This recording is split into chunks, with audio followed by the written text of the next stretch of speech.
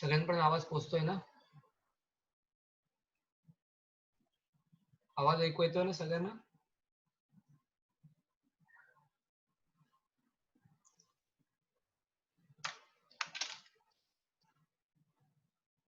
Okay, ठीक आहे. बारीक नाही ना आवाज? आवाज लहान नाहीये ना? नाही सर, बरोबर आहे. ओके ओके, ठीक आहे. न बघा, आपण लास्ट लेक्चरला ना सेंट्रल नर्वस सिस्टीम आणि पेरिफेरल नर्वस सिस्टीम घेतलेली. नव आता आपण चालू करूया autonomous nervous system. Okay, reflex action घेतलेली, त्याच्यानंतर आपण बघूया आता autonomous nervous system. Okay, last system आहे. Now you know that autonomous nervous system divide into sympathetic nervous system and parasympathetic nervous system, and both the system, that is sympathetic nervous system and parasympathetic nervous system, works antagonistically. means antagonistically म्हणजे काय, तर एक system ऍक्सिलेट करायचं काम करते तर दुसरी system inhibit करायचं काम करते. For example, sympathetic nervous system accelerate the action, whereas parasympathetic nervous system inhibit the action.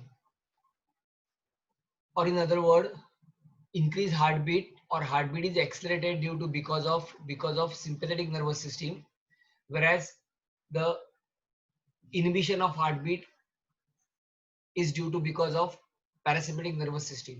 And that's why our heart is under dual control. आपला बॉडीचं आपलं जे हार्टबीट आहे हे हार्टबीट वाढवायचं काम ही सिम्पॅथिक नर्वस सिस्टीम करते. जेव्हा आपण घाबरतो किंवा जेव्हा फास्ट पळत येतो किंवा कुठल्याही कारणामुळे हार्टबीट वाढवायचं काम ही सिम्पॅथिक नर्वस सिस्टीम करते, आणि वाढलेला हार्टबीट पण खाली आणण्याचं काम पॅरासिम्पॅथिक नर्वस सिस्टीम करते. अशा बॉडीतल्या सगळ्या ऍक्टिव्हिटी अँटिगोनिस्टिकली काम करतात due to because of sympathetic and parasympathetic nervous system, which is collectively called as autonomous nervous system. मग sympathetic nervous system कशी आहे, काय काम करते, आणि parasympathetic nervous system काय काम करते हे आपण बघूया. So autonomous nervous system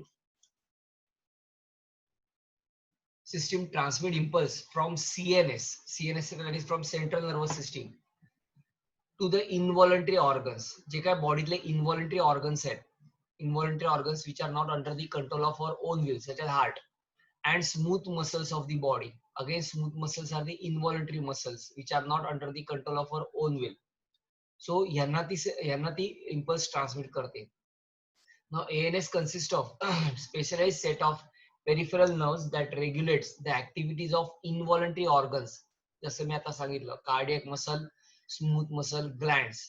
This impulse are conducted from CNS, that is central nervous system, by an axon.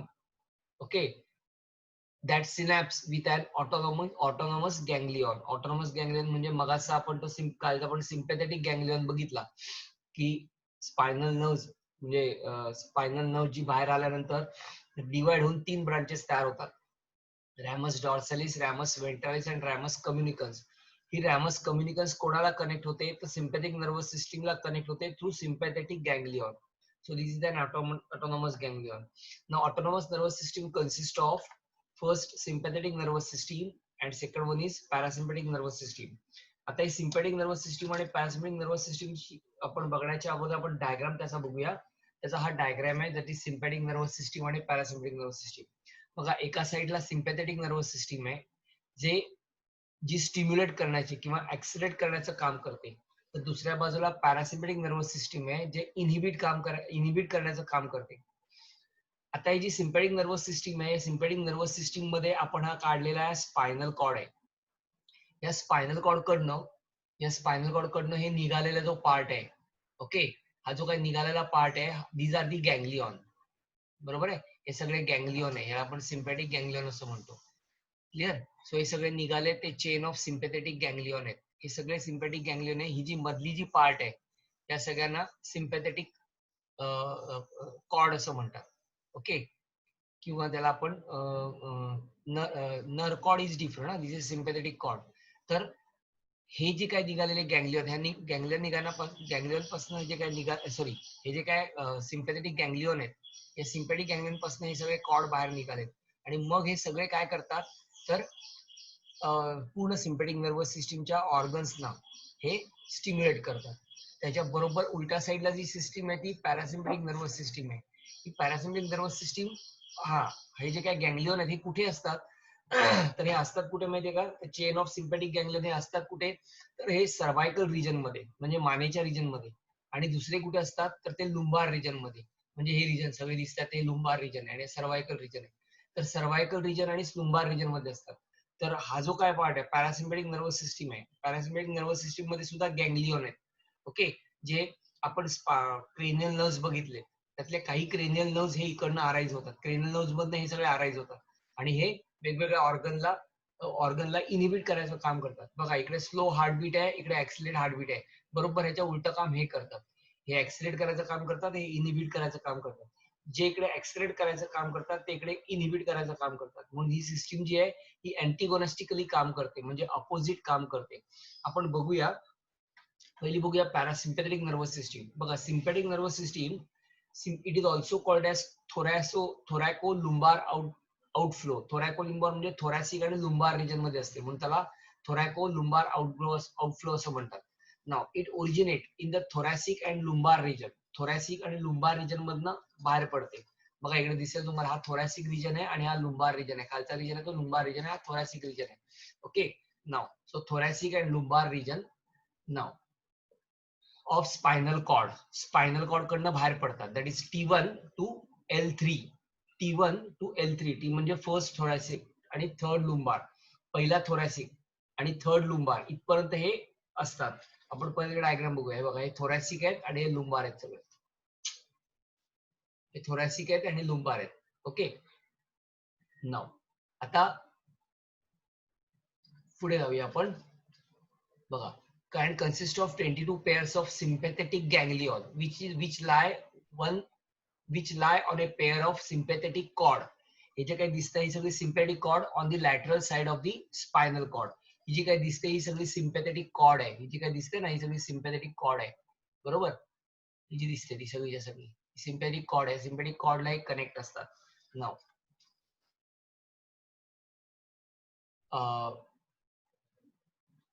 lie on the pair of sympathetic cord on the lateral side of the spinal cord. The preganglionic nerve fibers are short and postganglionic nerve fibers are long. त्यातली जी जी काय nerve cord असते ना छोट्या असतात त्याला pre गँग्लियोनिक nerve fibre म्हणतात आणि मोठ्या असतात त्यांना पोस्ट गँग्लियोनिक नर्व फायबर म्हणतात. त्या मोठ्या असतात. यांचं मेनली काम काय माहितीये का, बघा सिम्पॅथिक नर्वस सिस्टीम आणि पॅरासिम्पॅथिक नर्वस सिस्टीम मेनली कुठे काम करते तर लक्षात घ्या, किडनीच्या वर ना ऍड्रिनल ग्लँड आहे आणि ऍड्रिनल ग्लँड मध्ये दोन पार्ट आहे, कॉर्टेक्स आणि मेडुला. त्यातला जो कॉर्टेक्स पार्ट आहे ना हा कॉर्टिकोस्टेरॉइड तयार करतो, म्हणजे वेगवेगळे कॉर्टिकॉइड तयार करतो. से मिनरोकॉर्टिकॉइड, ग्लुकोकॉर्टिकॉइड, पण ते कोणाच्या कंट्रोलने करतो तर ते पिट्युटरी ग्लँडच्या कंट्रोलने करतो. ते आपण पुढे बघूया. पण ह्यातला जो मेडुलरी पार्ट आहे ना हा नर्वस सिस्टीम म्हणजे सिम्पॅथिक नर्वस सिस्टीम वरती कंट्रोल आहे. आणि हा नर्वस सिस्टीम वरती असलेला जो काय म्हणजे सिम्पॅथिक नर्वस सिस्टीम वरती असलेला जो काय पार्ट आहे तो मेडुला पार्टला म्हणजे मेडुला ऍड्रिनल ग्लँडच्या मेडुला पार्टला स्टिम्युलेट करतो आणि मग मेडुला पार्ट हे ऍड्रेनालिन नावाचं हॉर्मोन सिक्रेट करतं आणि जे ऍड्रेनालिन हार्टबीट वाढवण्याचं काम करतं. हा त्यातला एक पार्ट सांगितला मी. तर ही ऍड्रेनालिन आणि नॉन ऍड्रेनालिन जी आहे ही प्रोड्यूस करण्याचं काम रिलीज करण्याचं काम मेडुला पार्ट करतो ऍड्रिनल ग्लँडचा. पण तो रिलीज करण्यासाठी त्याला स्टिम्युलेशन कुठनं मिळतं तर सिम्पॅथिक नर्वस सिस्टीम कडनं स्टिम्युलेशन मिळतं. म्हणून ह्याला ना अँड्रोजेनिक फायबर्स असं म्हणतात सिम्पॅथिक नर्वस सिस्टीमला. So adrenaline and non-adrenaline is produced at the terminal end of the post ganglionic nerves. म्हणजे ही जी काय नर्व्स आहे ही जी काय दिसलेल्या पोस्ट गँग्लियोनिक नर्व्स म्हणतात. बघा ही जी काय निघाली सगळ्या पोस्ट गँग्लियोनिक नर्व्स आहेत, ह्या दिसत आहेत ते सगळ्या, बरोबर. आणि ह्या छोट्या त्या प्री गँग्लियोनिक नर्व्स आहेत. या प्री गँग्लियोनिक नर्व्स आणि नंतर बाहेर पडणाऱ्या सगळ्या पोस्ट गँग्लियोनिक नर्व्स आहेत. हे सगळ्या कुठे कनेक्ट होतात तर बॉडी मधल्या इनव्हॉलंटरी ऑर्गनला कनेक्ट करतात. ओके, त्यातला आता आपण जर ही बघितली किडनी बघितली आहे, किडनी दिली आहे, पण किडनी म्हणजे किडनीला काही इश्यू नाही. किडनीच्या वर जी ग्लँड आहे that is called adrenal gland. So adrenal gland मध्ये कॉर्टेक्स मधला मेडुला जो पार्ट आहे that is stimulation secretion of adrenaline and असं दिले त्यांनी. याचा अर्थ काय, ही आपण एक एक्झाम्पल घेतली. तसंच हार्टला आहे, तसंच तुमच्या काय म्हणूया त्याला आपण लंग्सच्या ब्लड वेसलला आहे, कॉन्स्ट्रिक्शन ऑफ ब्लड वेसल वगैरे ऑल दिस थिंग. हे आपण एक उदाहरणार्थी आपण किडनी घेतली. किडनीच्या वर इकडे एक ग्लँड असते, त्याला हे म्हणतात काय, तुमची ऍड्रिनल ग्लँड म्हणतात. आणि ऍड्रिनल ग्लँडच्या आत असतो तो बाहेरचा पार्ट कॉर्टेक्स आणि आतला पार्ट मेडुला. तर मेडुला पार्टला स्टिम्युलेट करतात. जी लांब असते त्याला आपण पोस्ट गँग्लिओनिक हे म्हणतो काय, नर्व फायबर म्हणतो. आणि छोटी असते तिला प्रो गँग्लिओनिक म्हणतो. तर ही पोस्ट गँग्लिओनिक नर्व फायबरचा जो एंड आहे म्हणजे टर्मिनल एंड, ज्याला आपण एक्झॉनिक एंड म्हणतो, हा एक्झॉनिक end at the effector organ, and hence it is also called as androgenic fiber. आणि म्हणून ह्या सगळ्यांना अँड्रिजेनिक फायबर असे म्हणतात, की त्या फायबरला अँड्रिजेनिक फायबर असं म्हणतात. हे सगळे सिम्पॅथेटिक नर्वस सिस्टीम म्हणजे ऍक्सिलेट करायचं काम करतात. Now sympathetic nervous system control body activity during emergencies. म्हणजे ऍक्च्युली ज्या वेळेला बॉडीला इमर्जन्सी असते, हार्टबीट फास्ट करायची आवश्यकता असते, तेव्हा ऍड्रेनलिन तयार होतं. हार्टबीट रेस्पिरेटरी बीट फास्ट करायचं असतं, जेव्हा इमर्जन्सी असते तेव्हा ही सिस्टीम ऍक्टिव्हेट होते. Now it has excitatory and stimulating effect on most organ of the body except in the digestive and excretory system. Digestive आणि excretory system सोडून बाकी सगळ्या सिस्टीम वरती ऍक्ट होते. इव्हन दो वॉसो कॉन्स्ट्रिक्शन वगैरे पण पार्ट आहे तो ही कंट्रोल करते, सिम्पॅथेटिक नर्वस सिस्टीम करते. आपला घाम वगैरे येतो ना, घाबरल्यानंतर आपला घाम येतो म्हणून ना, हार्टबीट फास्ट होतं, घाम येतो.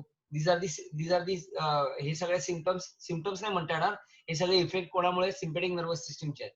आता ह्याच्यानंतर पुढची येते ना ती पॅरासिम्पॅथिक नर्वस सिस्टीम, जी एक्झॅक्टली अपोजिट काम करते. बघा, हार्टबीट फास्ट व्हायला लागलं पण कायमस्वरूपी हार्टबीट फास्ट राहत नाही. ठराविक वेळानंतर ते हळूहळू काळी यायला लागलं. अगदी सोपं उदाहरण सांगतो, तुम्ही घाबरल्यानंतर आपलं हार्टबीट फास्ट झालेलं आपल्याला जाणवतं, की आता तुम्ही सगळे रिलॅक्स मध्ये आहात, तुमचं हार्टबीट तुम्हाला काही जाणवत नाही. पण जर तुम्ही पळत आला किंवा तुम्ही घाबरलात, एखादी गोष्ट घाबरण्यासारखी झाली की लगेच आपला हार्टबीट फास्ट होतं. फास्ट होणं ही बॉडीची आवश्यकता आहे, नेसेसरी आहे, हार्ट फास्ट व्हायला पाहिजे. पण मग लगेच फास्ट झालेलं हार्ट हळूहळू कमी होत, म्हणजे हार्टबीट हळूहळू कमी होतं. आणि हार्टबीट कमी कोणामुळे होतात, तर लगेच दुसरी सिस्टीम काम करते, that is called as parasympathetic nervous system. आणि पॅरासिम्पॅथिक नर्वस सिस्टीम आपलं हार्टबीट खाली आणते. म्हणून हे दोन्ही सिस्टीम ना अँटीगोनेस्टिकली वर्क करतात. सो बघा, it is also called as craniosacral outflow. आता क्रेनिओ याचा अर्थ क्रेनियम, म्हणजे सॅक्रल याचा अर्थ सॅक्रल. आता हे जो काय बाहेर पडणाऱ्या नर्व्ज आहेत त्या कुठनं पडतात माहिती का, क्रेनियम मधनं पडतात, म्हणजे ब्रेन मधनं पडतात. ओके, ब्रेन मधनं पडतात म्हणून त्याला क्रेनिओ म्हणतात. हा मेडुला ऑब्लॉंगेटाचा शेवटचा एंड आहे, इथे मेडुला ऑब्लॉंगेटा संपतो. क्रेनिओ आणि सॅक्रल खालचे ते सगळे सॅक्रल आहे. हा सॅक्रल वर्टिब्रा तुम्हाला माहिती आहे, 7 सर्वायकल, 12 थोरॅसिक, 5 लुंबार, 5 सॅक्रल. इथपर्यंत लुंबार होते, आपण मगाशी बघितलं ते. हा लुंबारिक पार्ट आहे, तो सिम्पॅथिक नर्वस सिस्टम. याच्या खालचे जे सगळे आहेत हे सगळे सॅक्रल आहेत.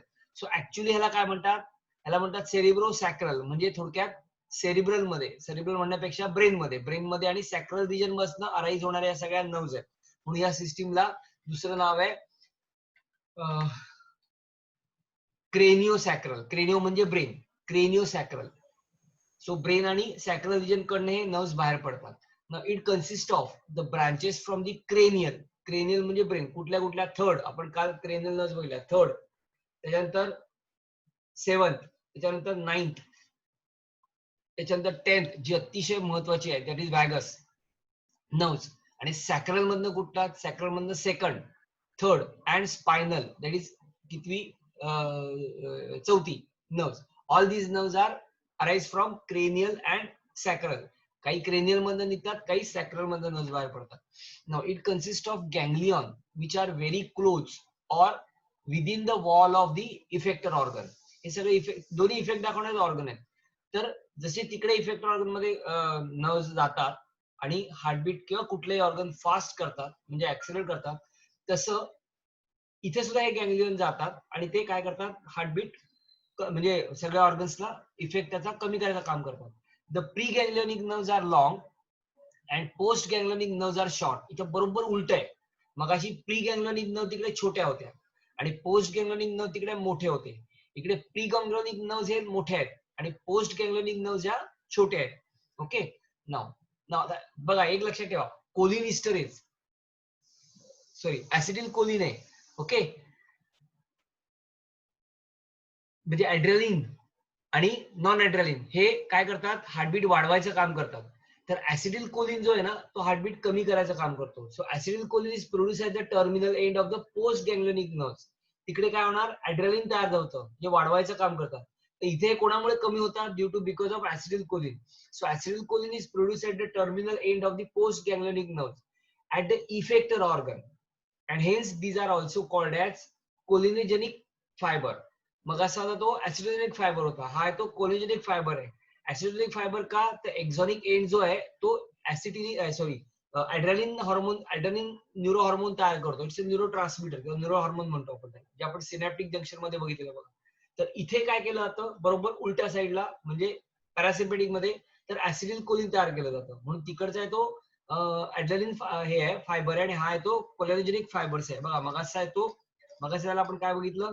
ऍड्रेनोजेनिक फायबर्स बघितला, आणि इथं आहे तो हा कोलिनोजेनिक फायबर्स आहे, कारण ऍसिडिल कोलिन तयार करतो.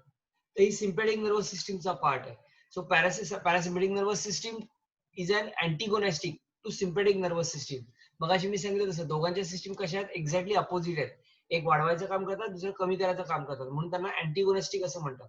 So sympathetic nervous system is antagonistic to parasympathetic nervous system. Now, it brings back to normal all activity which are stimulated by sympathetic nervous system. जे sympathetic nervous system stimulate करतात ते परत नॉर्मलला आणण्याचं काम पॅरासिम्पॅथिक नर्वस सिस्टीम करतात. Hence it is also called as housekeeping system. म्हणून या सिस्टीमला housekeeping system असं म्हणतात. It is an inhibitory effect on most organला inhibit करायचं काम करतात, वाढू देत नाही. However, the activities like those associated with digestion, peristalsis and matriculation म्हणजे urine formation, which are inhibited by sympathetic system, are thus accelerated by the parasympathetic nervous system. पण ह्यातलं ना हे जे काय असोसिएटेड सिस्टीम्स आहेत, म्हणजे कुठला म्हणजे काय? डायजेशन, पेरिस्टाल्सिस आणि युरिन फॉर्मेशन, युरिन बाहेर टाकण्याची प्रोसेस आहे, विच आर इनहिबिटेड बाय. पण ना फक्त एवढ्या तीनच सिस्टीम बरोबर उलट काम करतात. Inhibited by sympathetic system and accelerated by parasympathetic nervous system. फक्त एवढे तीनच, बाकी सगळे सिम्पॅथिक नर्वस सिस्टीम करणार. पण डायजेशनचं काम, पेरिस्टाल्सिसचं काम आणि युरिन बाहेर फेकण्याचं काम, हे तीन कामं कोण करतात? वाढ एक्सिलेट करण्याचं पॅरासिम्पॅथिक नर्वस सिस्टीम करतात, आणि इनहिबिट करण्याचं काम सिम्पॅथिक नर्वस सिस्टीम करतात. हे अपोजिट इकडे काम केलं जातं त्यांच्याकडे. सो इथं बघा त्यांनी इकडे इफेक्ट दिलाय बघा, कंपॅरिझन दिली आहे. Heartbeat, sympathetic effect is increases. Sympathetic nervous system heartbeat increase करतं, तर पॅरासिम्पॅथिक नर्वस सिस्टीम ती डिक्रीज करतं. Blood vessel sympathetic nervous system constrict करतं, तर पॅरासिम्पॅथिक नर्वस सिस्टीम डायलेट करतं. त्यानंतर sympathetic arterial blood pressure sympathetic nervous system increase करतं, तर पॅरासिम्पॅथिक नर्वस सिस्टीम डिक्रीज करतं. प्युपिल ऑफ आय डायलेट करायचं काम सिम्पॅथिक नर्वस सिस्टीम करतं, तर पॅरासिम्पॅथिक नर्वस सिस्टीम कॉन्स्ट्रिक्ट करायचं काम करतं. Gastrointestinal movement, that is stomach and intestine, sympathetic nervous system retard peristalsis म्हणजे पेरिस्टाल्सिस कमी करायचं काम करतं. तर बरोबर उलट काम करतं पॅरासिम्पॅथिक नर्वस सिस्टीम ऍक्सिलेट करायचं काम करतं. इथं उलट काम होतं फक्त, जसं आपण हार्ट मध्ये बघितलेलं होतं.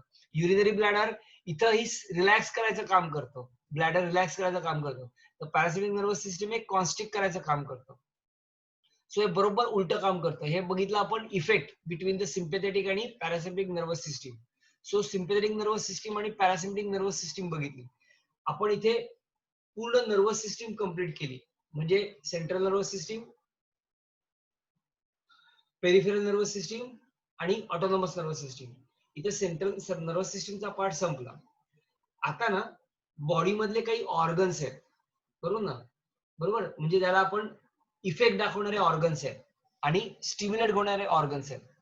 तर हे सगळे स्टिम्युलेट घेणारे ऑर्गन्स आहेत, बरोबर ना? त्यांना सगळ्यांना रिसेप्टर्स असं म्हणतात, आणि जे इफेक्ट दाखवतात त्यांना सगळ्यांना इफेक्टर्स असं म्हणतात. तर बॉडी मधले इफेक्टर दोनच आहेत, एक ग्लँड्स आणि हे काय मसल्स. पण रिसेप्टर्स आहेत ना, हे वेगवेगळे रिसेप्टर्स आहेत आणि वेगवेगळ्या ठिकाणी रिसेप्टर्स आहेत.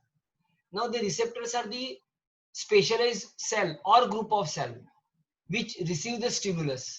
They are called as receptors. The effectors are the glands or muscle which show response to stimulus. They are called as effectors.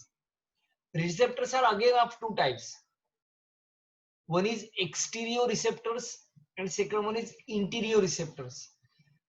Interior receptors are deeply situated, म्हणजे उदाहरणार्थ इंटेस्टाइनच्या आत स्टमक मध्ये असणारे काही रिसेप्टर्स आहेत किंवा बोन्स वरती असणारे काही रिसेप्टर्स आहेत, त्याला म्हणतात इंटिरियर रिसेप्टर्स. म्हणजे आपल्याला कधी कधी हाड दुखतं किंवा स्टमकच्या आत पेनिंग होतं, बरोबर ना, तर that is called interior receptors. तर स्किन, आईज, इयर्स याच्यावरती एक्सटिरियर रिसेप्टर्स असतात, म्हणजे एक्सटिरियरली रिसीव्ह करतात stimulus, that is called exterior receptors. सगळ्यांना ह्याला सेन्सरी रिसेप्टर्स म्हणतात. So sensory receptors are of two. One is exterior receptors which are situated externally and interior receptors which are situated deeply situated internally. Actually ते तुम्हाला इकडे external interior दिलं नाहीये, मी तुम्हाला सांगितलं फक्त त्यांनी नावं दिले. बघा, the sensory receptors are some specialized structure in our body to receive the various stimulus from external or internal environment. External किंवा इंटरनल एन्व्हायरमेंट कडनं जे वेगवेगळे रिसेप्टर वेगवेगळे स्टिम्युलस रिसीव्ह करतात त्या सगळ्यांना सेन्सरी रिसेप्टर्स असं म्हणतात. Now, receptors are classified on the basis of their location, function, and their sensitivity to specific stimulus. एकतर हे रिसेप्टर्स डिवाइड होतात on the basis of their location, म्हणजे कुठल्या ठिकाणी आहेत, त्यांचं फंक्शन काय आणि त्यांचं स्टिम्युलस काय स्पेसिफिक स्टिम्युलस घेतात. पण हे बेसिकली दोन टाईपचे आहेत. हे सगळं असलं तरी दोन टाईपचे आहेत. वन इज एक्सटिरियर रिसेप्टर आणि second one is interior receptors. आता आपण बघणार आहोत ना हे सगळे एक्सटिरियर रिसेप्टर्स बघणार आहोत, that receive the external stimuli. External stimulus म्हणजे external receptors are the receptors which are situated externally or which receive the external stimulus. कोणकोणते आहेत बघा, फोनो रिसेप्टर्स. आता नावावरतीच आहे, फोनो म्हणजे काय, रिलेटेड विथ साऊंड. सो फोनो रिसेप्टर्स ह्याचं नाव, ह्या रिसेप्टरचं नाव आहे फोनो रिसेप्टर्स. ह्याचं लोकेशन काय, location internal year, organ of कॉर्टी, आपण इयर मध्ये बघणार आहोत ते. सो लक्षात ठेवा इंटरनल इयर मध्ये असतात. फंक्शन काय, साऊंड रिसेप्शन म्हणजे आवाज घेणं. नाव दुसरं आहे ते statoreceptors. Statoreceptor also present in internal ear. ते असतात कुठे, सेमी सर्क्युलर कॅनाल मध्ये. काय करतात, receptors of maintaining the balance and equilibrium, बॉडीचा बॅलन्स आणि इक्विलिब्रियम ठेवायचं काम करतात. म्हणून कधी कधी जर कानाला इन्फेक्शन असेल, बघा बॉडीचा बॅलन्स एकदम मेडुला ऑब्लांगाकडनं आणि कानामध्ये असलेल्या सेमी सर्क्युलर कॅनाल मधनं केला जातो. बॉडीचा जो इक्विलिब्रियम आहे किंवा बॅलन्स आहे तो हा इंटरनल इयर मेंटेन करतो. Okay, so that is called as statoreceptor. म्हणून कधी कधी कानाला जर इन्फेक्शन असेल सिव्हिअर तर बॅलन्सिंग होत नाही व्यवस्थित. ओके, बॅलन्स जातो आपल्या बॉडीचा, तो हे एक रिझन असतं आहे ना. दुसरे ते म्हणजे फोटो रिसेप्टर्स. ना फोटो रिसेप्टर्स लोकेशन आहे रेटिना ऑफ आय, म्हणजे डोळ्याच्या असलेल्या रेटिनामध्ये असतात. काय करतात, रिसीव्ह सेन्सरी स्टिम्युलाई फॉर विजन, म्हणजे विजन साठी स्टिम्युलस करतात. देन थर्मो रिसेप्टर्स म्हणजे related with heat. So it is present in the skin, location is skin. receive the sensory stimuli for heat, calororeceptors, and cold, that is trigoid receptors. Now त्याच्यानंतर येतात ते म्हणजे mechanoreceptors. Now mechanoreceptor is also present in skin. Function sensitive to mechanical stimuli like touch, pain, pressure, deep pressure, etc. Then chemoreceptors. Chemoreceptors related with taste bud. It is present in the taste bud of tongue, olfactory epithelium of nose. Now इथे the function काय, sensitive to taste of sweet, salt, sour, bitter, and sensitive to about 10,000 different smells. Now याच्यामध्ये ना किमो receptors मध्ये येणार gastro receptor, Gusto receptors येते आणि ऑल्फॅक्टरी receptors, हे दोन वेगवेगळी कामं करतात. तर हे सगळे ना एक्सटर्नल रिसेप्टर्स आहेत. तुम्हाला याच्यात क्वेश्चन काय विचारला माहिती का, what is receptors in list different type of receptors. और एका ठिकाणी रिसेप्टरची नावं देतील, मे बी एक्सटिरियर और इंटेरियर रिसेप्टर मिक्स करतील आणि दुसरीकडे त्याचं फंक्शन देतील किंवा लोकेशन देतील. सो ह्याच्यावर तुम्हाला फोटो म्हटल्यानंतर, फोनो म्हटल्यानंतर साऊंड आला, स्टॅटो म्हटल्यानंतर बॅलन्सिंग आलं, फोटो म्हटल्यानंतर विजन आलं, थर्मो म्हटल्यानंतर साधारणतः हीट कोल्ड आलं, मॅकॅनो रिसेप्टर म्हटल्यानंतर सेन्सिटिव्ह टू टच वगैरे आलं, म्हणजे touch stimulus to touch, pain, pressure. आणि किमो रिसेप्टर म्हटल्यानंतर नॉर्मली टेस्ट बर्डशी रिलेट आलं. सो हे सगळे एक्सटिरियर रिसेप्टर्स आहेत. ह्याच्यानंतर येतात ना ते interior receptors. Interior receptors receive stimuli coming from within the body. हे सगळे बॉडीवर असतात, आता आत डीपली सिच्युएटेड असतात. That is called age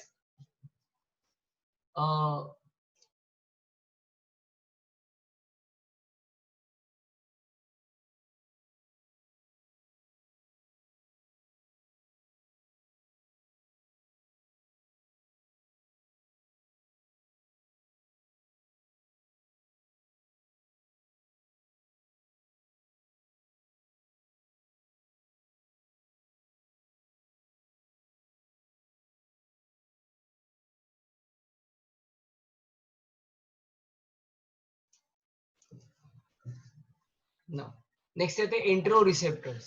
एंट्रो receptor बघा हे सगळे इंटेरियर रिसेप्टर्स आहे. हा इंटेरियर रिसेप्टरचा अर्थ आत राहणार आहे, आत असणारे रिसेप्टर म्हणजे deeply situation, internal to body, बॉडीच्या आत असणार आहे. नाव पहिले ते इंटेरियर रिसेप्टर्स. नाव from internal body organ enter